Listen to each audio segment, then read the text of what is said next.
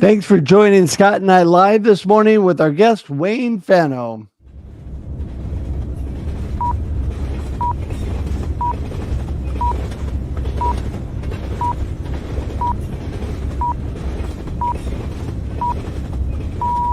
Welcome to The Experience, live with Russ and Scott.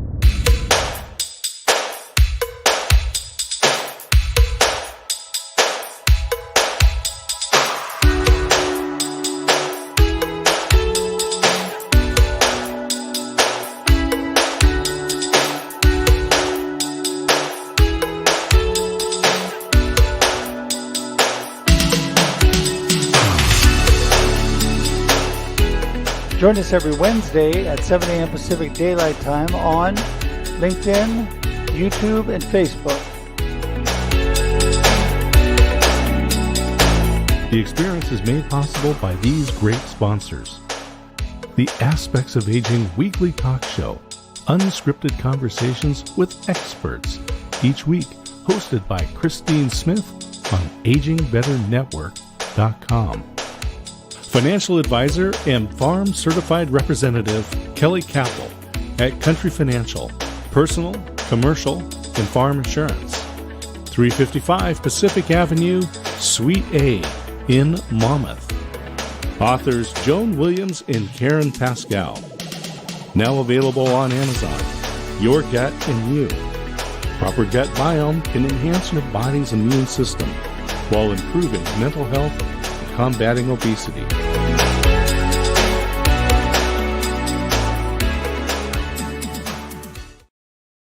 Good morning, everybody. Here we are live. It's really us on The Experience live with Russ and Scott. And we are so excited every Wednesday morning to be here with you and the amazing guests that we have at 7 a.m. Pacific Daylight Time each week. Aren't we, Scott?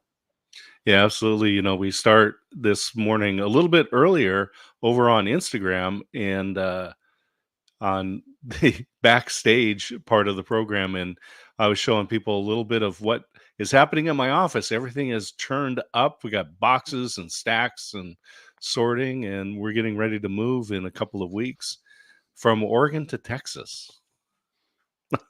I'm still crying. Yes, you're leaving Oregon. So, well, you know what? It's a great new opportunity for you, and I will definitely come visit. It is great to be at the point where you can just make a change and have some fun with your beautiful wife, right? Yeah, we're looking forward to trying something new and going in this together. She's, we're going to be launching a new show down there. And she's the director of sales, and this is just a fabulous gift for her when she goes out and talks to folks. Russ has this. You have this great concept and program that you teach called turning cold calling into making friends, and my wife really looks at it as a ministry and builds these relationships, and it's just fabulous to watch. Yeah, I think really it's interesting because being in ministry all these years, in the worship ministry and also doing sales and marketing, they just go hand in hand because it's all about people. And really everybody's in the people business to a certain extent, but it is, when you're out there talking to people, building friends, making community, connecting with people, that is how the magic happens, both in ministry and in business. And so I'm a firm believer of that. And Christine is excellent at that. She got such a sparkling personality.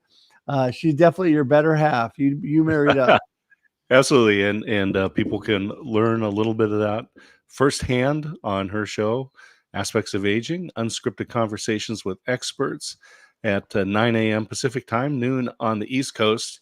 AgingBetterNetwork.com/live is a great way to find all of the ways to see that. That's right. And that's today. And that's very exciting. Even Kermie's going to be there. He's excited. So I think it's so great. There's so many great ways to get in touch with people. And we highly recommend as we go along today that you reach out to our guests because each week we're bringing you so much value. We recommend you share the show. There's so many things we're gonna tell you, but I want to tell you just a couple quick things before we get going because you know what? Scott and I would really, really love for you to be part of this today and engage. Mhm. And we'd love for you to be part of our YouTube community, because, YouTube is a great place to really get everything that we do, both on the Experience Local and the Experience Live. And so you can go to the Experience.video. That's all you got to do. Go straight to our YouTube page. Or if you want more on us, you can go to local.theexperience.video. That gives you even more information on Scott and I on our live streams. Great little landing page that he put together. So great. But again, I really want you to think about this. Share this out, because there's people that need the value that Wayne is going to share today. Tag your friends while we're in here. Just engage with people during the show, and it makes things so much better. Right, Scott? Yeah, absolutely. People are going to have fun today. Wayne is a deep Oregonian, and I think we'll find out a little bit more about that coming up here. And Yeah. I'm going to share a little photograph here, and this is Fanno farmhouse up at Tualatin Hills. So a little Hey, blurry on the camera there, but get engaged with us here live, and get into the comments and ask some questions, make some comments. And one of the things I love about the comments is when people start having conversations with each other. We love bringing people together and being able to create this opportunity for people to spend time with each other. exactly. Exactly. So don't miss out on that opportunity today. And we're going to get Wayne in the room and get the show started. Okay, Scott? Let's do it. Everybody, welcome Wayne Fanno. Good morning, Wayne. Good morning. How you doing, my friend? It's a beautiful day in the Willamette Valley, so we'll take it. Well, That's it. Although That's it. that doesn't look like the Willamette Valley right behind you. it doesn't. I even wore my plaid shirt today for the mountain. There's Mount Rainier up at Clapachi Park. Almost 3 years now is what, July 25th, something like that, 2021. Finished the Wonderland, 93 miles around Mount Rainier. So that was Wow. an epic adventure. I was able to go with my son and a good friend and his son. And yeah, I may or may not have broken my ankle a day or two before this and finished it up. But you don't stop when you're in the middle of something really good. So, There you go. but this is a magical place right here at Clapachi Park before the lake dries up. But Yeah, that is so magical. Well, Wayne, listen, we're going to let you give everybody a little taste of who is Wayne Fanno. What are you up to? And I understand you and Scott got a little project going together. So tell us a little bit about you. Well, me, wow, that's a loaded question. How many hours we got here? I tend to ramble, but if you're asking about me, then I'm an educator. That's kind of what I do. That's been my career. It's what kind of feeds me. Started off as a high school teacher, 2 years at Thurston, 4 years up at Banks, teaching agricultural sciences. Really enjoyed that. Still in touch with my students. Scott always tells me don't call them kids. Those are baby goats, kids, but they are my kids. They aren't just students to me. But I got hit with Measure 5. Us longtime Oregonians remember when they restructured the taxation system in this state, and electives were, I could say decimated, but it was worse than decimated. I don't know the Latin for, half the programs instead of 10%. And I was very fortunate in that my major professor for my master's program called and says, how'd you like to work on your doctorate? Which I really didn't want to work on my doctorate, but I loved education. I didn't feel like I had a lot of choices. And so I came back to Oregon State, worked on my doctorate, finished that up, and then was on faculty there for a dozen years. And I don't know what happened, but at some point I decided I want to be a bureaucrat, and switched over to working for the state of Oregon, community colleges and workforce development, working with healthcare systems and expanding their capacity in distance education, which was kind of my expertise at OSU. And then switched over to the Office of Workforce Investment, Higher Education Coordinating Commission, and work with some testing components, National Career Readiness Certificate, and support grants with apprenticeship and the federal government. And along that journey, working with students, saw that there was a piece missing. The dropout rates, the students who weren't able to attain their potential. And along with Scott and some other very talented people, we developed a nonprofit called EDVOCATION. And we're working at getting students who aren't completing school for whatever reason. They have financial burden. They just hate the brick and mortar and what school is. Lots of reasons. And getting them to a job that they want to do along their career path, and finding success. So through pre-apprenticeship, through finishing their GED or their high school diploma, getting them into a meaningful job, career, and moving them up their career path so that they can be productive members of our society.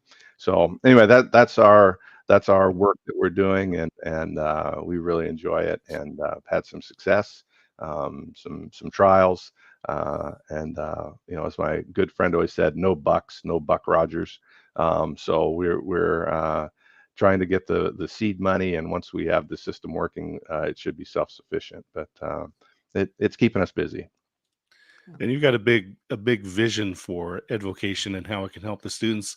But I want to go back. I want to talk a little bit more about that, but I want to go back because people have driven around. I put a little picture up there, Fanno Farmhouse, Tualatin Hills.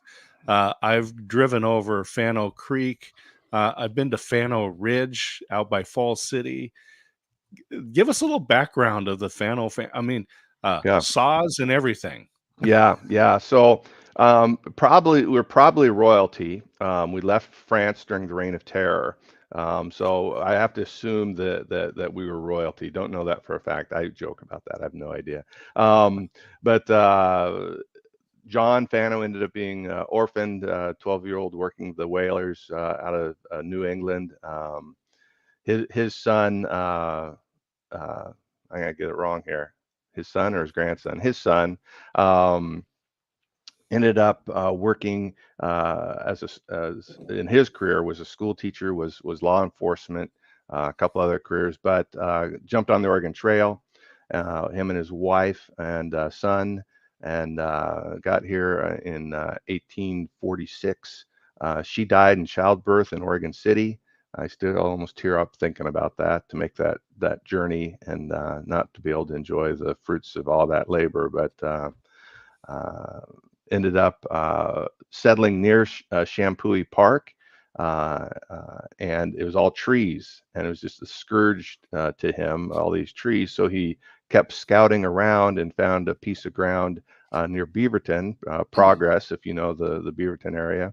And there was a large area that didn't have trees. It was solid rock. There was about an inch of soil. It'd all dry out, and then there was a bottom land that was all swampy, and so he drained the bottom land, tore out all the beaver dams and drained it, and built there on the edge of that rock plateau, little 3 or 4 acre plateau, and started clearing land, and put in his land claim. So he had the 12th land claim in the Oregon Territory.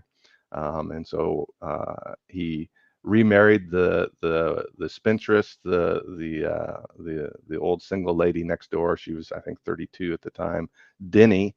So if you know the Rebecca Denny, so if you know the layout, there's Denny Road right there. So his 2 brothers and a sister had settled next door. They had a passel of kids, and about 4 of them grew to adulthood, but his sons, Alonzo and Augustus, were the onion kings of Oregon. They took that bottom black soil and raised onions and shipped it to the Yukon for the gold rush, is where they made their fortune. And that industry was wiped out. My grandfather had the business was wiped out by a onion maggot. Lost that business, and ended up. So I originally grew up in Beaverton on the farm, and then it was just forced out. It just, you couldn't Long farm. history. Wow. Yeah. So Yeah. We're up to what, five generations of Fannos in Oregon now, I think. Wow. Well, I love that. Not only are you an educator, but as you explain all this too, it makes us remember how much opportunity that we have and all that we do in our lives and through our family. First of all, I just want to say I grew up in Oregon City, so I was kind of in the midst of all the Oregon history growing up. And I remember first going to the John McLaughlin house when I was like in preschool, and checking that out because it was right down the street from where I went to preschool. But then also, my beautiful wife grew up in the onion fields of the Jervis area here in Oregon, Yeah, Lake and LaBiche. yeah, Lake LaBiche, she was right there. Her family were, her grandpa was a farmer, and her family was, and so yeah, it was kind of cool. Great heritage. And Scott's got something. Speaking of history and heritage, go ahead, Scott. Yeah, so the three of us all walked on the same day, June 7th, 1987, Oregon State University. You can dig through this and find Wayne in there, and Russ, and myself. And although Wayne and I knew each other at the time, we didn't know Russ, but Yeah. here we are. Here we All these are. years That's right. later. And I'm better for that, by the way.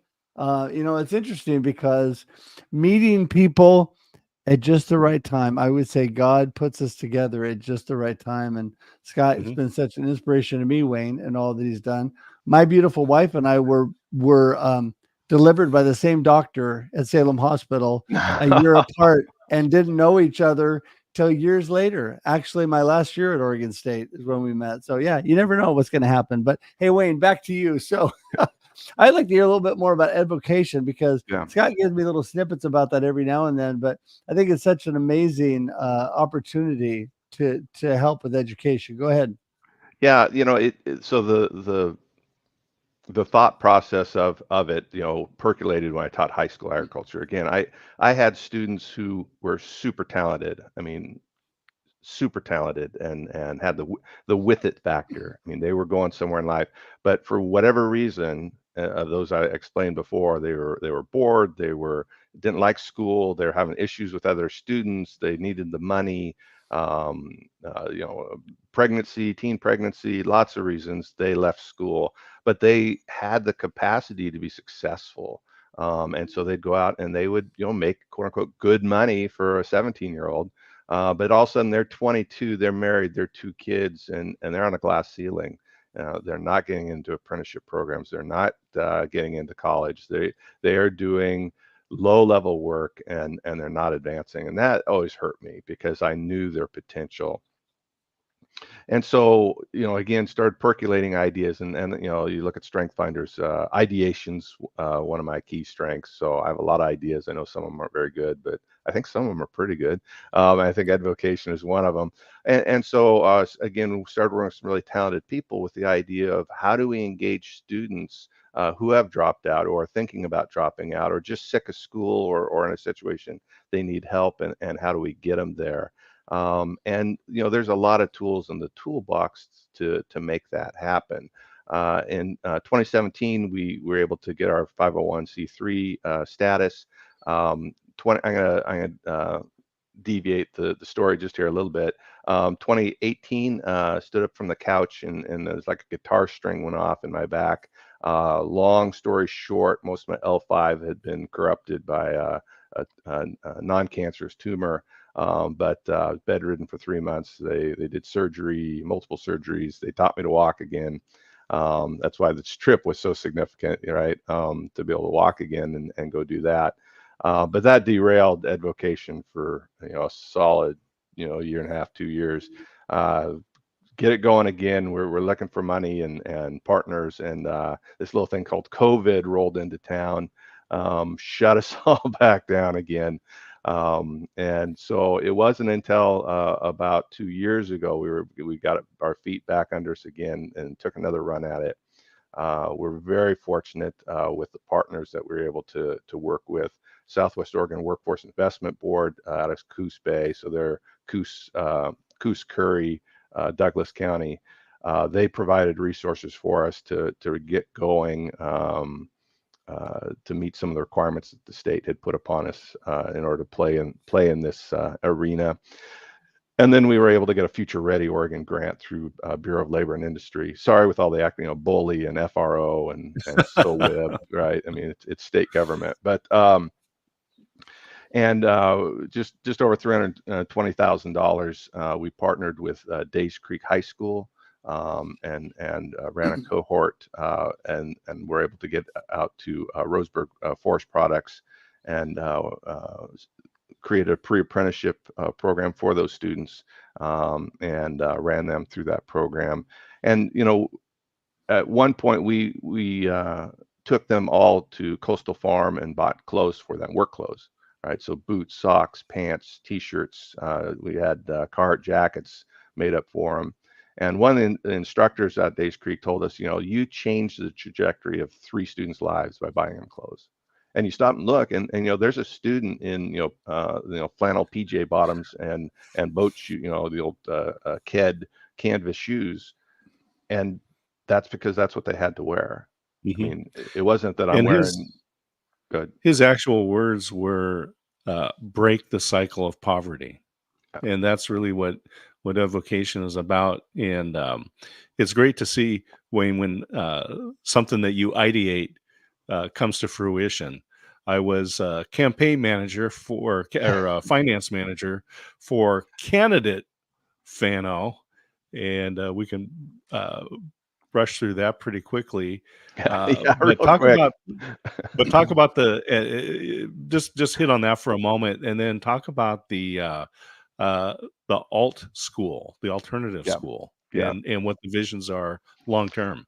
So you candidate Fanno. So after I finished my doctorate, and it's one of my classes. So I also taught adults besides high school, college, but also adult programs. And one of the adult classes, I don't know how it came up. We were in the middle of the previous election cycle, and someone made comment about superintendent of public instruction, and that position is no longer a statewide elected position. That's appointed by the governor now. It's actually, I'm not going to get into those politics, but it was an elected position, but it was very much felt to be a stepping stone towards higher office, so Secretary of State or the governorship or whatever. And so it was being filled multiple times by non-educators, which was a lot of angst for me as an educator, as that was my career and my profession, that people were just walking on that job, which was important. And so I made a comment that, well, when that position opens up, I'll have to take a run at it if there's nobody, no educators in it. And that's exactly what happened. Was it opened up, and there was nobody that was an educator had put their name in the hat. And I thought, well, I'm going to do it. And so I put my name in the hat along with, I think, 14 other people. All of a sudden that became a very popular place to jump in, and many educators stand by and end up getting it. I'll say a politician. So the us educators got beat yet again. But that's where I came up with that concept of no bucks, no Buck Rogers. That you better have deep pockets and people with deep pockets if you want to be in politics. Running for a statewide office. Office. Yeah, that was, it was a great idea, but the concept behind it, that I could go from a rookie university professor to being competitive in a statewide election, probably wasn't the best idea. So tell us about this long-term vision with EDVOCATION. Yeah.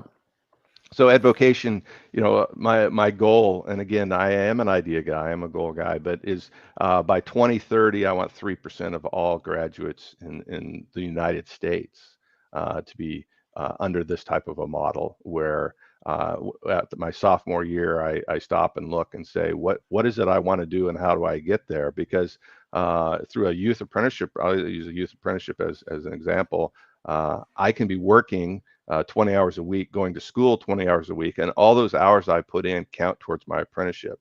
So I can hammer out a good chunk of my apprenticeship before I even graduate from high school.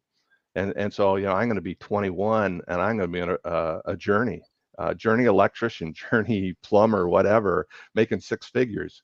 I'm in the 28th grade or whatever, and it was a long time before I even could, see 6 figures off in the distance. So the ability to make good money in a high demand, stable occupation is my vision for 3% by 2030. A piece of that, Scott mentioned it, is we are very close to being approved as an alternative school. So that will allow us to access some federal resources, change up how we engage students within school districts. There's a lot of moving pieces to that, but it does expand our portfolio to engage with students. And again, we're not a brick and mortar school. We're looking at being virtual. That was my background at OSU. We helped create the first online agriculture program worldwide. And so I do have some experience in distance education, but yeah, that's our goal, 3%.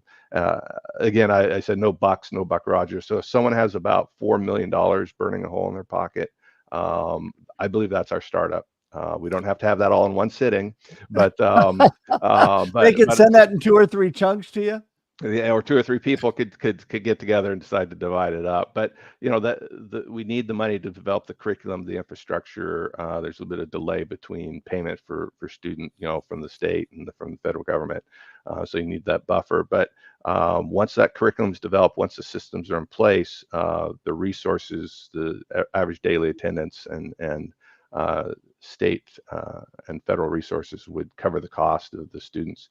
So it is a sustainable program, but we do need that initial lift. But anyway, we'll get there. Yeah. We'll get there. Yeah. Well, I know you will, because the 2 of you are working on it, and I know that great things are going to happen. I'm so excited for the fact that you're giving opportunity to people that wouldn't otherwise have it, that you are, helping overcome, like we talked about, poverty in areas where people just don't have the resources to do when they're growing up, and really helping people develop their skills and do amazing things with their life. So I am having to be the responsible host here this morning, Wayne, and say that we're out of time, but we want you to give us your gold nugget today that you want everybody to remember from our conversation today, and then let everybody know how to get in touch with you, and I'll let you take it from there.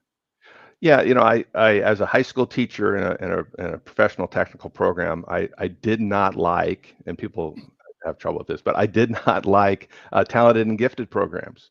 Not because students weren't talented and gifted in math and reading, whatever, but my argument was that every student was talented and gifted. We just have to identify what that talent and gift is, and that's what EDVOCATION is about. Is identifying individuals' talents and gifts and leveraging them. Right, a successful educational program is when a student leaves. I didn't say graduate, but when they leave, and they're happy as they define happiness, they're successful as they define success, they're net givers to society, and they leave at the highest attainable level for them. So if they leave and are a ditch digger and that's as good as it's going to get for them, then we're successful, and they're happy and they give back to their society. But if they could have solved the fusion issue and come up with the endless power for the world, and we didn't get them there as a system, then we failed. So that's what it's about, is finding the talent that people have and getting them to their apex of success for society and for themselves, so that they can be happy and a net giver. That's what education's all about, and that's what we should all strive for. To get a hold of me, I'll send you to edvocation.org is the website, but my email is wayne@edvocation.org. There you go. And we have that information. Magically, it appeared right below you. Craziness. So you can get a hold of Wayne there. I also have that was on your Instagram, your Gmail as well. They have all kinds of ways to get a hold of you. But anyway, we do have your education information, and just want to thank you so much today. What a opportunity. And you educated me today on all that stuff. Scott's been holding back some of it. He was waiting for you to come on. So I just want to thank you for being here today. And we're going to let you go, but hang tight in the green room for just a sec as we wrap up. All right. Can do. Thank you. Appreciate it. All right. Thanks, Wayne. Whew. Wow, that was amazing. Yeah, man, I tell you. I love that. I love being able to, Wayne and I were able to speak earlier this week, and well, you know me, I love just making new friends, but it is just great to learn so many great things. And man, you get smarter every day, Scott, all the things you're doing. I thought you were amazing to start with, but you're getting smarter every day. You're too kind. It's it is, as Jim Rohn says, we are the sum of the 5 people we spend the most time with. I get to hang out with you. I get to hang out with Wayne and other great folks. And we all, as you like to say, we are better together. And sure. just find those opportunities and find those places where you're talented and gifted, and express those. That's was on Russ Reels last week. Was leaning into your strengths. Yeah. And Well, it I is. think that's a good thing. Yeah, no, it is a good thing. And I think a lot of times people are too busy getting down on themselves instead of celebrating their strengths, instead of celebrating the wins in their life. And we are better together. My good friend Tim Sohn sent me a banner that he saw on his walk this morning before work that said "Better Together," and sent that to me, thinking about me. It is true. Nice. That when we come together, we can do amazing things, and EDVOCATION is a great example of that. So, Scott, with that, what else do you have to say before we wrap things up today? What else is going on? Well, I just want to thank our sponsors, especially our new sponsor, and get their book and learn more tomorrow on Russ Reels. Yes, we do want to do that. We And will if have, I can actually get the banner off. You can see, there you go, living the holistic lifestyle. Joan and Karen are amazing, and Kelly and Christine. I tell you, you want to go to those people, because we're so thankful for their sponsorship, but they are people we want to promote and have you actually connect with them, and you'll have great value there. So, with that, so Scott, Russ Reels tomorrow afternoon, 4 p.m. on the Pacific Coast. 4 p.m. Russ Reels Live. Don't forget also Marketing with Russ, aka #RussLP, 8 a.m. Pacific Daylight Time tomorrow. And until then, until next Wednesday at least, or if you want to join us Monday on the Experience Local, we're just going to say goodbye for now, and have a great day and a great life, and enjoy the experience. Woohoo! Thanks for tuning in to The Experience Live with Russ and Scott. If you enjoyed today's show, please share it with others, post about it on social media, or subscribe on YouTube. See you next time.